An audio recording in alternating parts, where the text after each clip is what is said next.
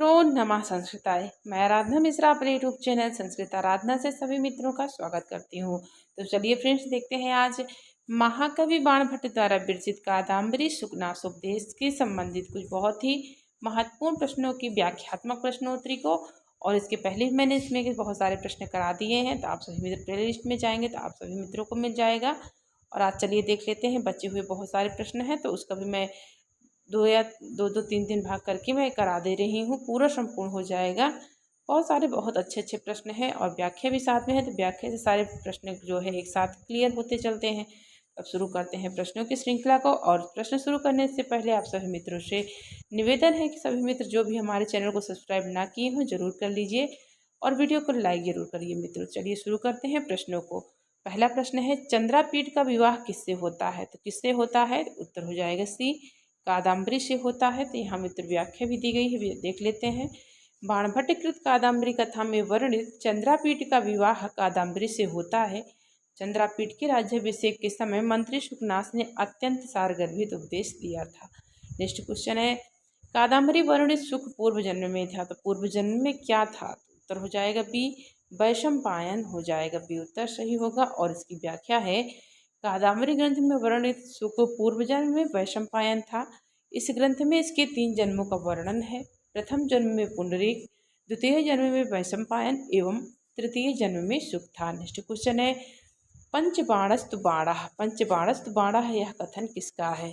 किसका हो जाएगा? उत्तर हो जाएगा सी, जयदेव का हो जाएगा। सी उत्तर सही होगा। आगे नेक्स्ट की व्याख्या है, पंचबाणस्तु बाणा यह कथन जयदेव ने बाण के विषय में कहा है, जबकि गंगा देवी ने भट्ट बाणस्य भारतीम तथा चंद्रदेव ने बाणस्तु पंचाननः कहकर बाण के प्रति अपनी कृतज्ञता प्रकट किया है। तो यह हो गई व्याख्या। आगे नेक्स्ट क्वेश्चन है, सुखनासोपदेश किस ग्रंथ का अंश विशेष है? तो किस ग्रंथ का अंश विशेष है? तो उत्तर हो जाएगा सी, कादम्बरी हो जाएगा।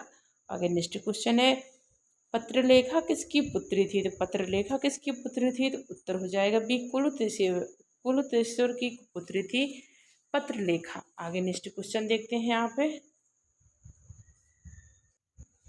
नेक्स्ट है मित्रों, प्रश्न थोड़ा सा कट गया है, देख रहे हैं तो यहाँ दिख भी रहा, लेकिन समझ लेते हैं।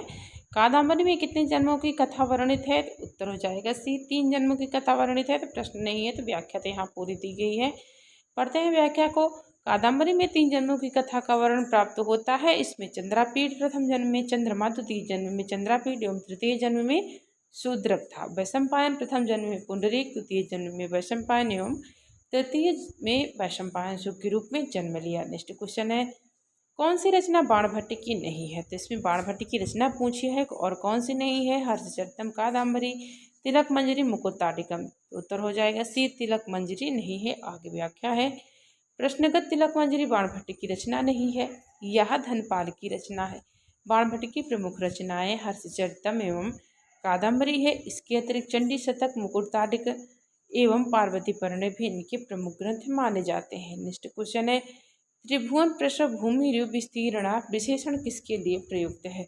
तो त्रिभुवन पृष्ठ भूमि ऋ विस्तीर्णा विशेषण किसके लिए प्रयुक्त है? उत्तर हो जाएगा सी, विदिशा के लिए हो जाएगा। सी उत्तर सही होगा। और इसकी व्याख्या है, त्रिभुवन पृष्ठ भूमि ऋ विस्तीर्णा विशेषण महाकवि बाणभट्ट कृत कादम्बरी में उल्लिखित विदिशा के लिए प्रयुक्त हुआ है।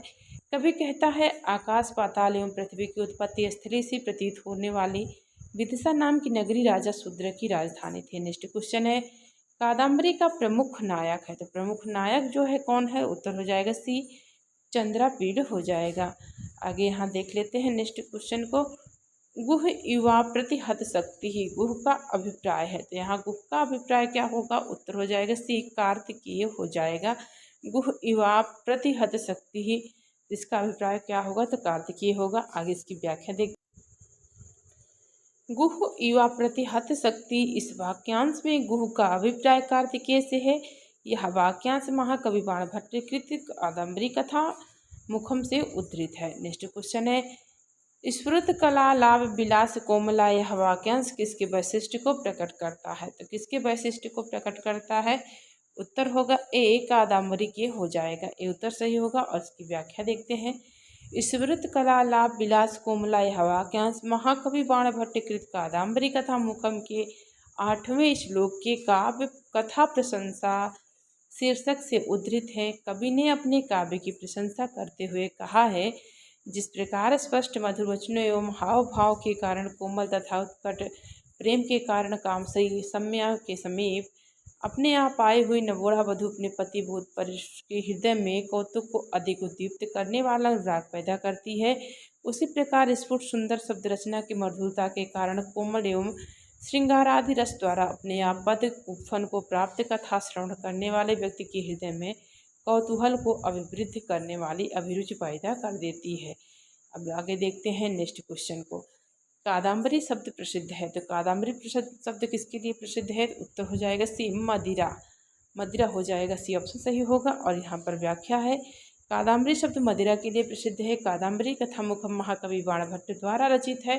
कादम्बरी में मदिरा को सुरा भी कहा गया है। कादम्बरी श्रृंगार युक्त कथा है जो खंडों में विभक्त है। नेक्स्ट क्वेश्चन है, चंडी शतक किसकी रचना है? तो किसकी रचना है? उत्तर हो जाएगा बी, महाकवि बाणभट्ट की रचना है।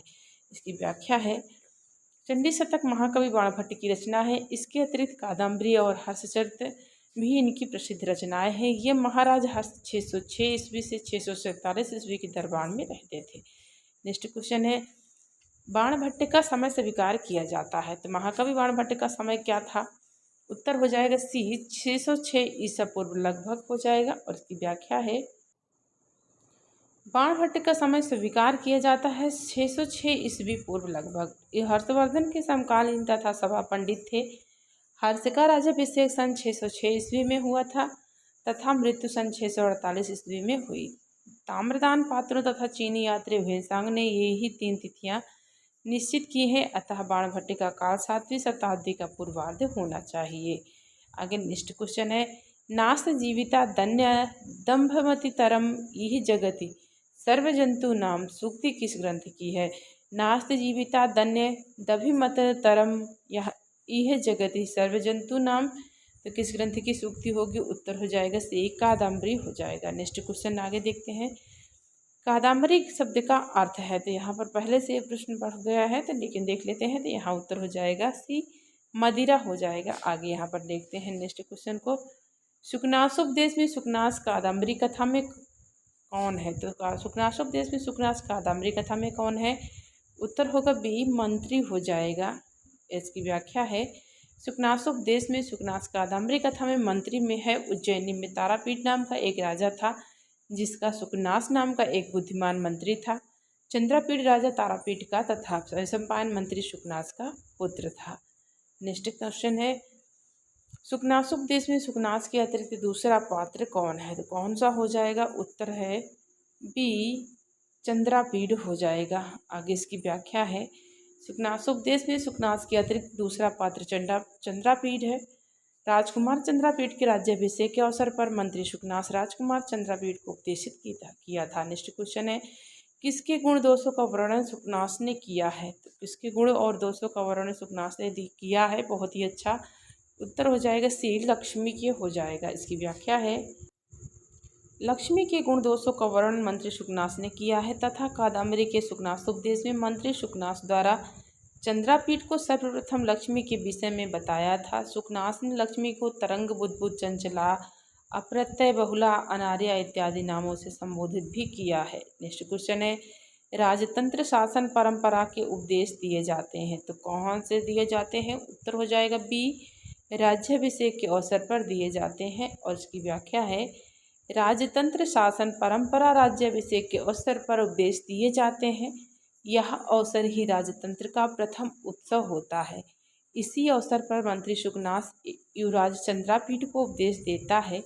सुकनास चंद्रापीठ के लिए तात शब्द का प्रयोग करता है। नेक्स्ट क्वेश्चन है, कादम्बरी रचना के लेखक हैं, तो कौन से लेखक हैं? सबको पता है, उत्तर होगा सी, बाणभट्ट हो जाएगा।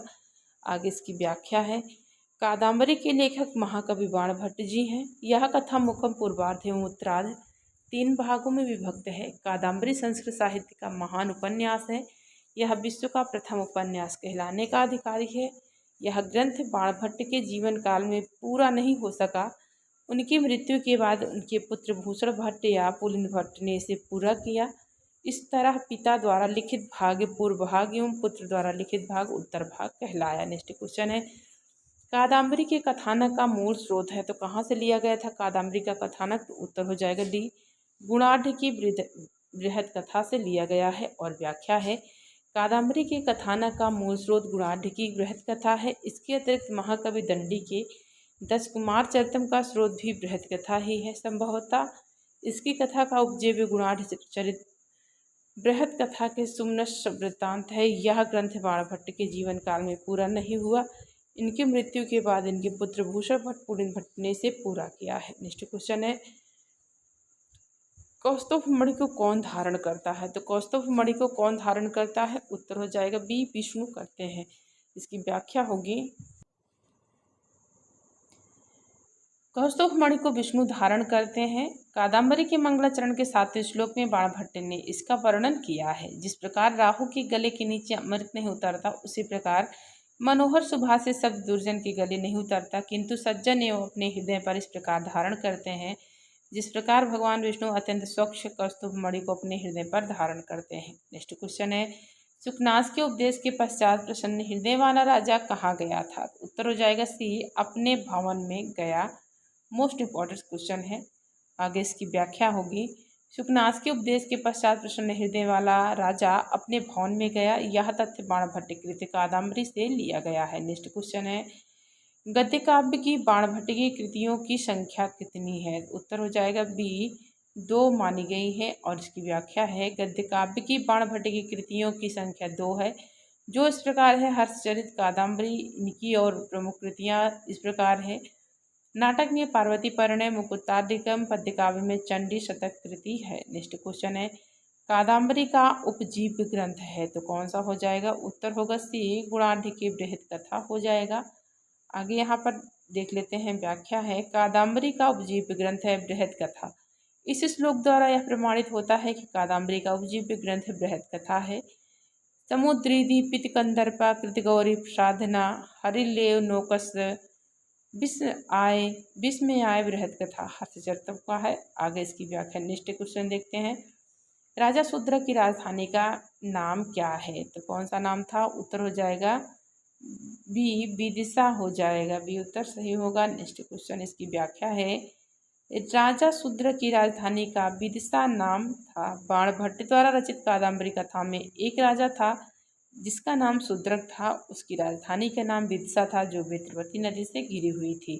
तो यह मित्रों संपूर्ण हुई आपकी व्याख्यात्मक प्रश्नों की श्रृंखला, जो कि महाकवि बाणभट्ट द्वारा रचित कादम्बरी शुकनासोपदेश से है। और तो मित्रों पढ़ते रहिए, वीडियो देखते रहिए, और चैनल को सब्सक्राइब न किए हो तो जरूर कीजिए मित्रों। और शिव मंगल कामना के साथ आपका दिन शुभ और मंगलमय हो मित्रों। नमः संस्कृताय।